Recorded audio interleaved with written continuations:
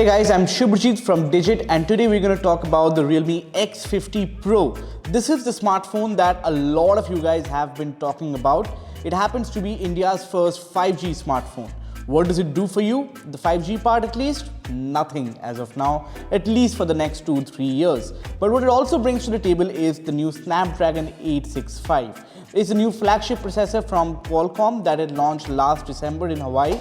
We were there for it. We got you all the deets about the new chipset, and the Realme X50 Pro is the first commercial unit to come with the Snapdragon 865 processor. So what we're going to do right now is we will be running a lot of benchmark apps, we'll be playing a lot of games, and we'll actually be using the device a lot of times to see just how fast the Realme X50 Pro is with the Snapdragon 865. Now, the Snapdragon 865 is not just the only thing that should make this phone run faster than any other smartphone in the world. It has up to 12 GB of LPDDR5 RAM and 256 GB of UFS 3.0 storage. UFS 3.0 we saw last year, and we're still seeing OEMs continue to use the latest standard despite UFS 3.1 being there, and we're expecting a few new phones with that standard as well. More than that, it also has a 65-watt super dart charger. That's what Realme is calling the new charger these days. And that should charge the phone in around 30-35 minutes. A 4200 mAh battery powers the whole thing. So with that out of the way, we will be diving quickly into the test process where we'll be testing out the performance of the Realme X50 Pro. Stay tuned. So we're going to start our test process with GeekBench. So GeekBench is known for taxing the CPU to give out a score that can be comparable to the previous generations. So we're going to check out GeekBench and get the CPU single core and multi-core scores. So what I'm going to do is I'm going to run the CPU benchmark right now. We're going to show you the Geekbench numbers on the Realme X50 Pro. We're expecting it to be around 930 for the single core test, which is basically what we saw in the 865 reference device when the chipset was announced back in December. So we're 41% down with this test, and we're going to get the number soon enough. So let's quickly wait for it a little.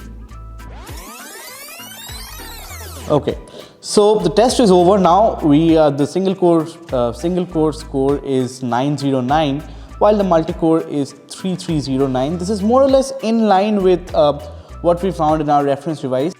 It's 930 for the single core, 3400 for the multi-core. So this number is pretty much in line from what we expect. Now let's move on to something else. Let's check out 3D Mark. Meanwhile, we're gonna run 3D Mark Extreme OpenGL 3.1 and 3D Mark Extreme the Vulkan edition. So let's start with Extreme OpenGL.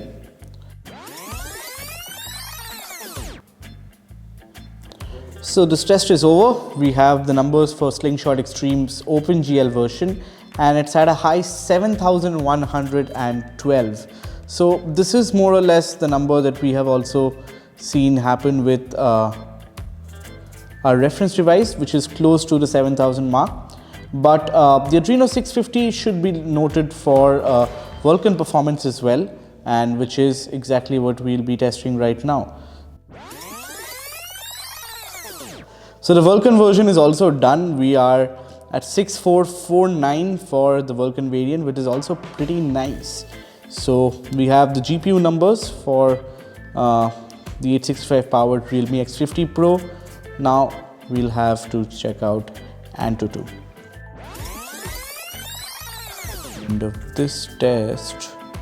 So let's see what the score is. So we were expecting Antutu results to breach 600,000 as was teased online by Realme folks.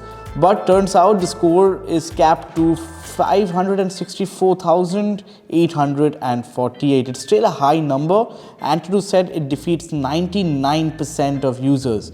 That means it's in that prime 1% that is faster than any other smartphone out there right now. That is what Snapdragon 865 is going to give you. But if you ask me whether this does have any real implications in real world performance, I don't think so. It still feels just as fast as the Realme X2. This one also has a 90 Hz refresh rate AMOLED display, 6.44 inch stretching diagonally. So what we're gonna do now that we have our benchmark reports, we're gonna game on this smartphone, specifically Call of Duty Mobile and a little bit of PUBG Mobile, and measure the frame rates, the stability, and check out how the CPU was functioning while we were gaming using this app called GameBench. So yeah, let's get started. So what we have here with you guys is a small gaming setup, game testing setup that we use to test our games. And we're using the Realme X50 Pro wired to my laptop, which has GameBench running, which is used to measure the frame rates and stability numbers while we are gaming. And what we're going to do now is, I've already entered the game space in this app. This is where basically all your games are shown. You have your settings, which shows competition mode, balanced and low powered mode. I've entered competition mode for the best performance, and I'm going to play a little bit of Call of Duty to see just how good the performance of this smartphone is while you're gaming.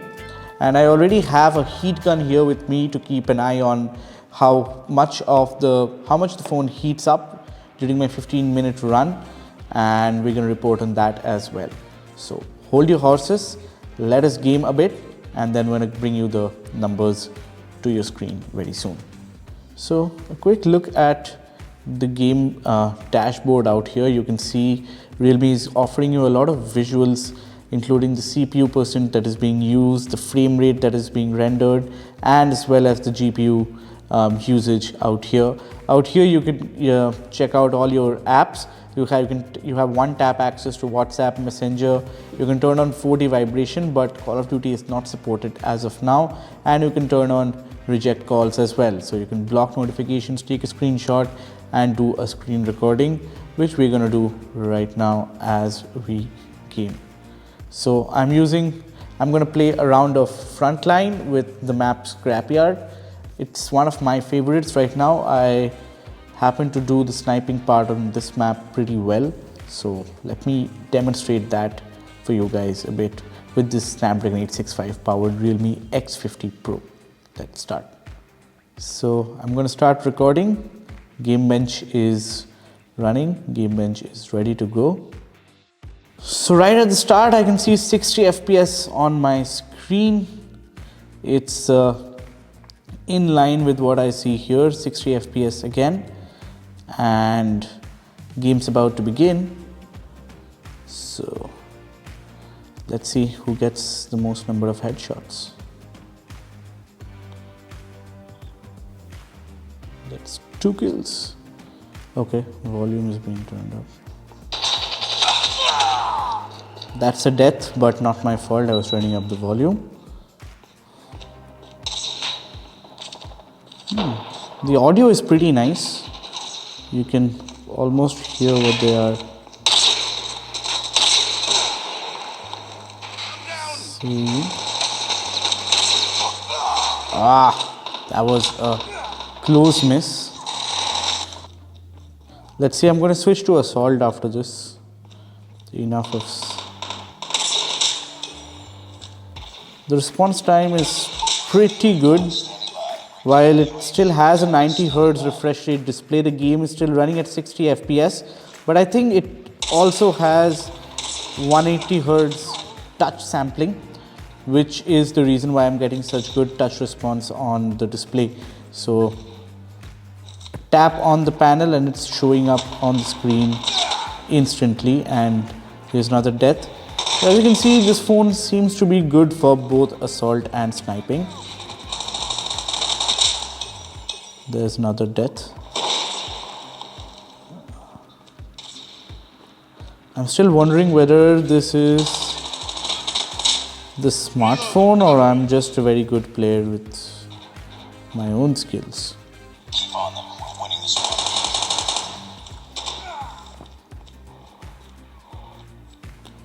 one. I'm just going to be humble and say this is the smartphone that is giving me all the good kills.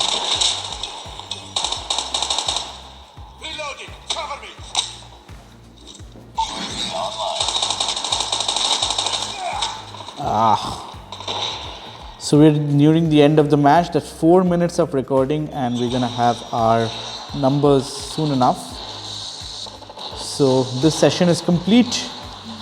So we're here at the dashboard for GameBench where we see all the numbers that has been recorded, and 60 frames per second is what the Realme X50 Pro ran Call of Duty Mobile on, and 60 FPS is the median FPS, which means the most occurring frame rate in this game in this 4-minute session was 60 frames per second, which is the max that Call of Duty can run on smartphones right now. Speaking of FPS stability, it's at 100%, which basically means that 60 FPS, there was no frame drops. So it was 60 FPS throughout with no frame drops whatsoever while the game was on. Now, if we have to look at the frame rates in detail, you can see it's more or less a straight line with slight dips, and that was primarily because these were the times when the screen was loading, it was dying, you're coming, respawning, and that was when all the slight drops happened. But it was stable at 60, as you can see. The least it has come down, it's 53. There's another dip again at 59, 57. But more or less, it's a very stable performance. Now, if you look at the CPU performance while we were gaming, I'm just waiting for it to roll. This one in CPU, the 9.56% has been the average usage, while the peak usage has been 19%. The CPU did not really get stressed all that much while we were gaming. It hit 1.7 gigahertz frequencies, which means the prime core wasn't even really triggered as of while we were gaming. So you can see that. Let's quickly see what was the frequencies while in this situation. Let's quickly select it. Can do a selection here. Right. So between 54 seconds and 2 minutes, that was when we were within our game the most.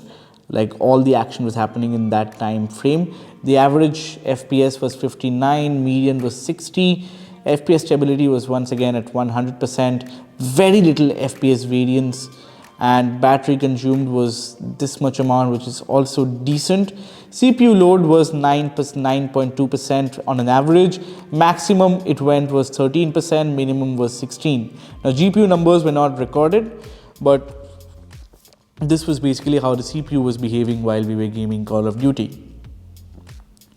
And we also have the memory section. Let's quickly look at how much memory it consumed. So 1 GB of memory is what it took for this game to run at the highest possible frame rate with the highest possible stability.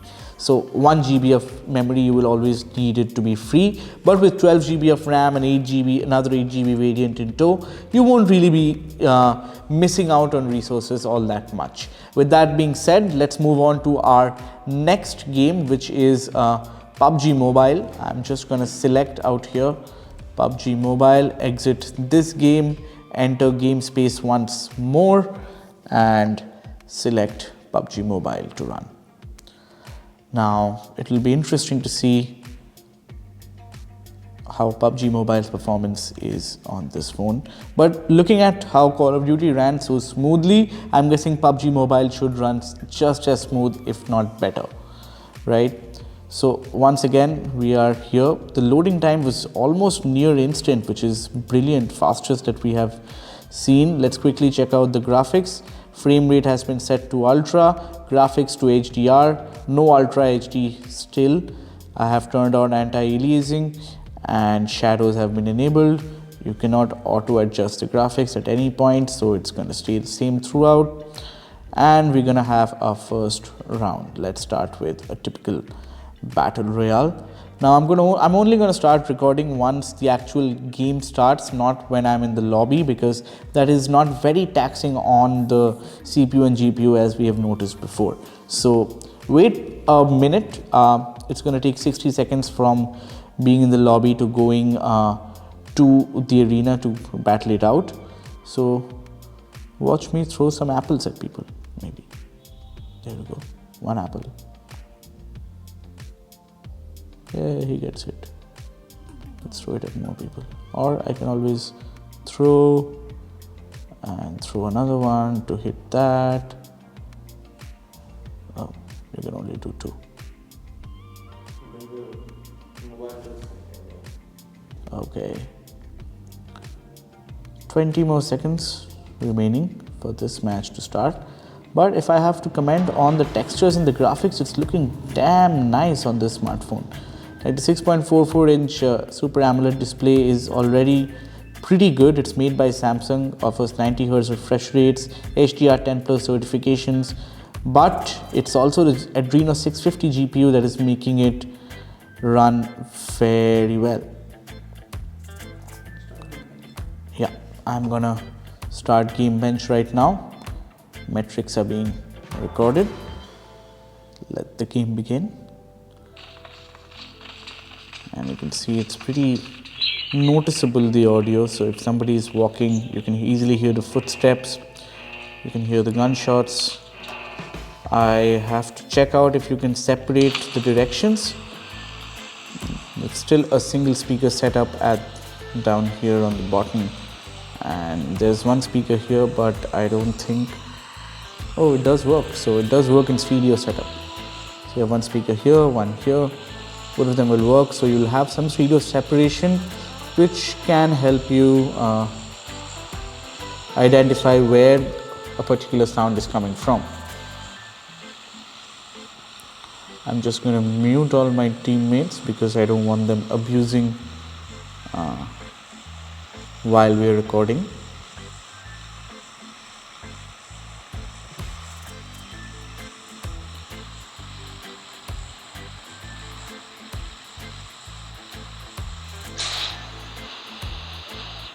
So let's begin. We're still at 40 frames per second according to GameBench, and according to Realme, we're also doing 40 FPS and not more than that, which is disappointing to say the least. Snapdragon 865, LPDDR5 RAM, UFS 3 storage. All this should point to the best possible gaming experience you can ever have.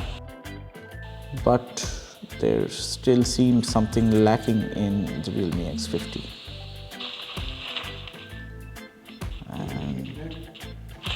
Sorry? Put it to the internet? No.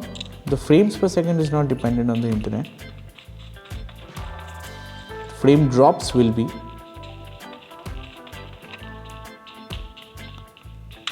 But it's still very smooth. So I'm guessing even though it's at a low 40 FPS, the stability will be pretty high. I'm expecting to see around 100% stability here as well.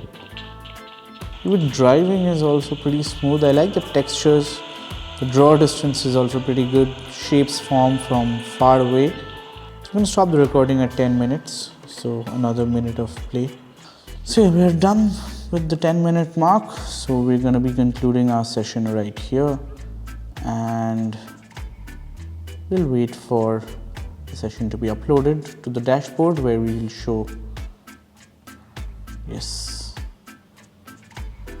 So we have our 10-minute session out here.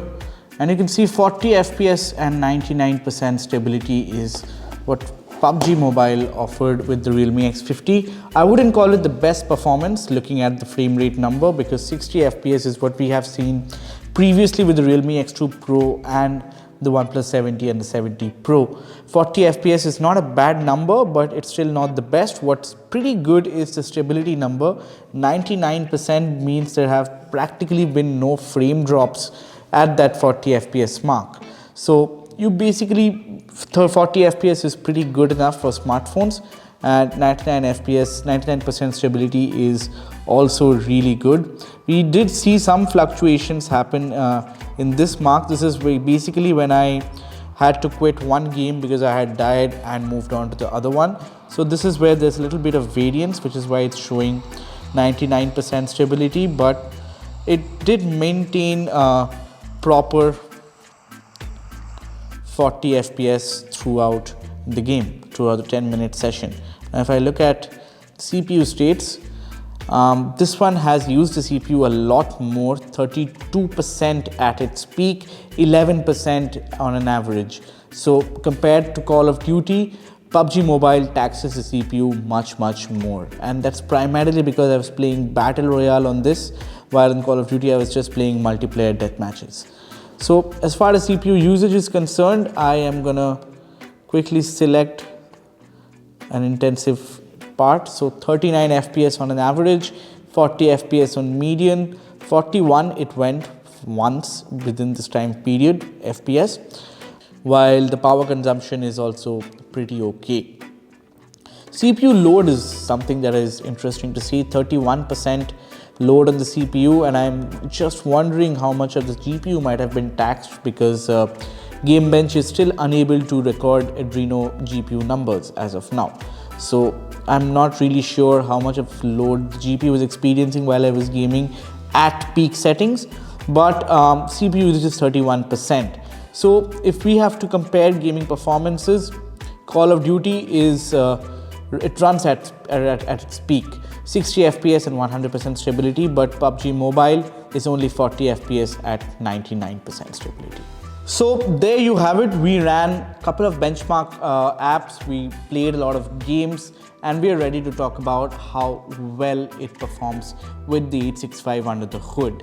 So as you can see in this test sheet, Antutu gave us 564,000, which is a very high number, one of the highest that we have seen. Geekbench 900 on single core, 3300 on multi-core. These are all the mobile expert scores that it takes. These are time in seconds it takes to finish each of these tasks. And PC Mark, again, one of the highest score that we have seen, 12,661 points. Coming to GPU performance, 7,000 is on GPU Slingshot Extreme, 6,400 on Slingshot Vulkan. While your GFX numbers are also very high, what really surprised us was gaming. So Call of Duty Mobile on the Realme X50 Pro ran the best, 60 FPS, 100% stability, but PUBG Mobile on the other hand was 40 FPS, some 20 FPS lower than the maximum that we have seen, and with the stability number capped at 99%. So if you ask me, it's a mixed bag of results. The Realme X50 Pro is definitely one of the fastest smartphone that we have had in our labs so far, but that speed is just not translating to when you actually want to use it in real world, say during gaming. So we expected a lot higher frame rate, considering this comes with a 90 FPS, 90 Hertz refresh rate display. So we're expecting the PUBG Mobile to at least run at 60 FPS, but then 40 FPS is also doable. I wouldn't say very bad, but 60 FPS is what we hoped for, and I'm guessing with a few future updates, the X50 Pro is really slowly will get there eventually. So that's more or less it about the Realme X50 Pro's performance. I hope you guys like this video. Let us know what you guys think about this video in the comment section below, and do post your questions you have around the device, and we may try to answer them in another video in the future. And with that in mind, like, share, subscribe, and stay tuned to Digit.in. Thank you.